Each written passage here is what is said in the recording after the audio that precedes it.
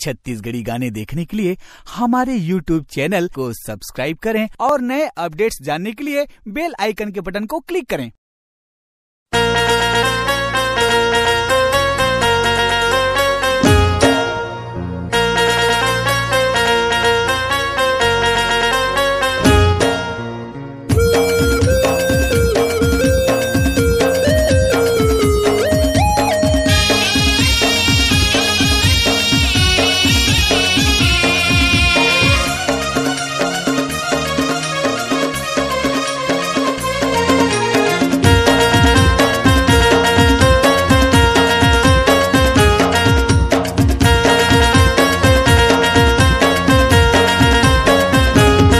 जेका डर थर थर कांपे सुमन बैरी मन भागे।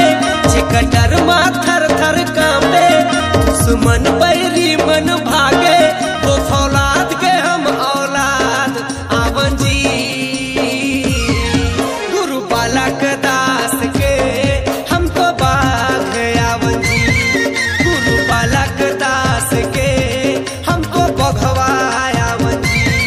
जेका डर थर थर कांपे सुमन बैरी मन भागे। जेका डर थर थर कांपे सुमन बैरी मन भागे। वो फौलाद के हम औलाद आवन जी गुरु बालक दास के हमको बाघ आवन जी।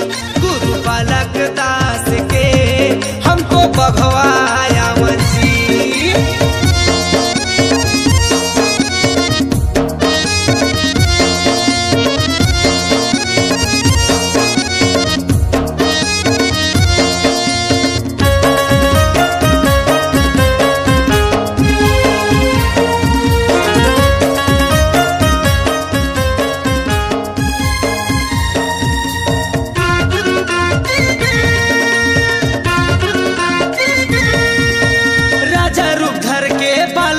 बाबा हो गए सवार हाथी माँ।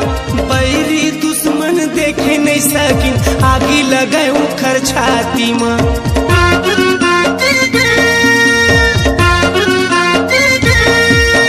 राजा रूप धर के बालक 10 बाबा हो गए सवार हाथी माँ।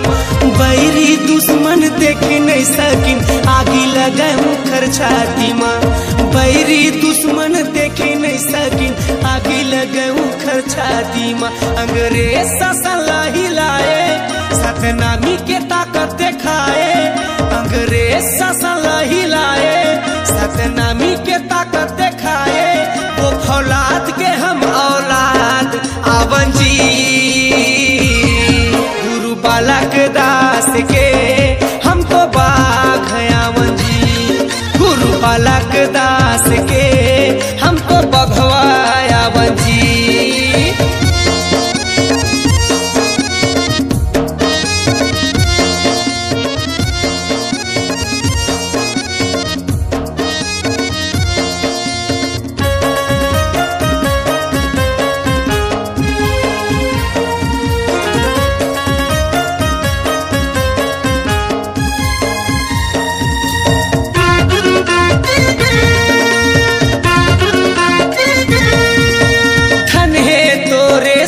जोधाई अंगरक छकगा दूजन भाई। समाज में सुनता लाए बरगा लड़े रहे गुरु तहा लड़ाई।